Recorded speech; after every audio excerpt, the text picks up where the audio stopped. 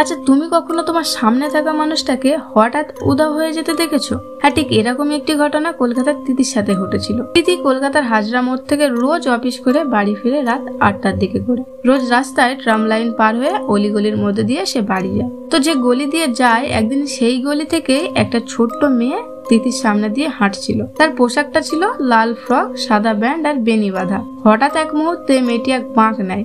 তিতিও সেই বাঁকেই ঢোকে। যেতে যেতে তিতি 1-2 সেকেন্ডের মধ্যে দেখে মেয়েটি আর নেই। চারিদিকে খালি গলি, তাই ও ভাবলো হয়তো কোনো একদিকে ঢুকে গেছে। এবার ওই গলির মাথায় একটা ছোট দোকান আছে। যেতে যেতে তিথির চোখ পড়ে সেই দোকানের দিকে। দেয়ালে ঝুলছে একটা বিবর্ণ ছবি, আর ছবিতে লেখা আছে এই মেয়েটি 2012 সালে এই গলিতে খুন হয়েছিল। কেউ কিছু জেনে থাকলে অবশ্যই খবর দেবেন। তিতি খুব অবাক হয়, কারণ একটু আগে গলিতে ওই মেয়েটার সাথেই ও হাঁটছিল।